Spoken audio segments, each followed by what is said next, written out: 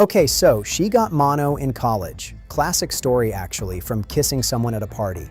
2 weeks of feeling like death, missed a bunch of classes, and then, better. Fully recovered, moved on with life.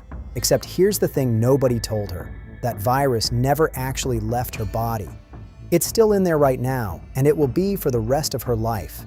Here's the wild part. This isn't some rare thing that happened to her specifically.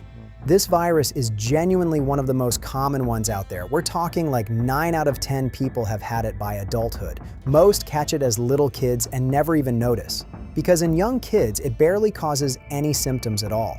It's really only when you catch it later, like as a teenager or young adult, that it hits hard enough to actually knock you out for a couple weeks. And look, most people who've had mono think of it the same way she did.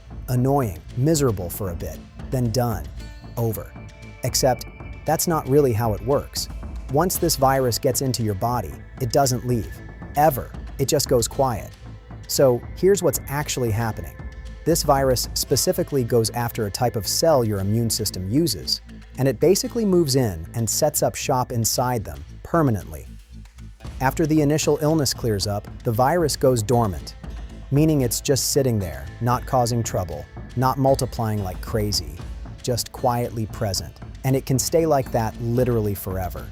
Most people go their whole life without it ever causing another symptom again. Not gonna lie, learning that a virus from one party in college is just permanently living in me now is kind of a lot to process. If this is the kind of thing you're into, subscribing genuinely helps. We go through stuff like this all the time.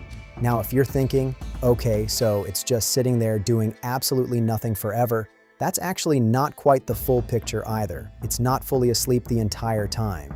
Here's what's actually going on.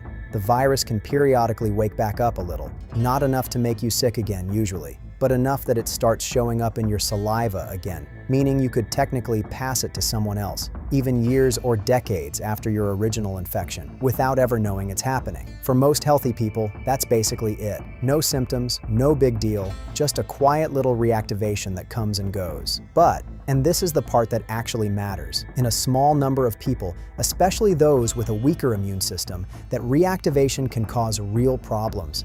And there's a bigger piece too. Researchers have found links between this virus and some serious long-term conditions, including certain cancers and, more recently, a connection to multiple sclerosis. To be clear, having this virus doesn't mean you're going to get any of that. The vast majority of people carry it their whole life with zero issues. But the fact that a virus almost everyone has is quietly linked to some serious stuff down the line, that's honestly wild when you think about it. And here's the thing that trips people up.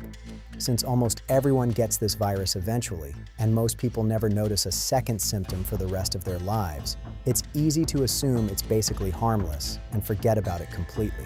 For the overwhelming majority of people, that assumption is fine. But it's not nothing either. It's more like a permanent house guest that's usually quiet, occasionally stirs, and in rare cases causes real trouble, mostly for people whose immune system is already struggling with something else. Here's the honest part. There's no vaccine for this one, and no medicine that gets rid of it once it's in your body. So the actual takeaway isn't go do something about it, because there isn't really anything to do. It's more about understanding your own body. If you've had mono before and you're dealing with fatigue that won't go away, or symptoms that seem to be sticking around way longer than they should, that's worth mentioning to a doctor. Not because it's automatically serious, but because this virus reactivating is a real possibility that's easy to miss if nobody's thought to check for it. She thought her mono story ended the week she finally felt normal again. It didn't. It just went quiet. And for almost everyone who's ever had it, which statistically is basically everyone, that quiet is where it stays, for good. This video is based on researched medical information, and it's for educational purposes only. Always talk to a doctor about your own health.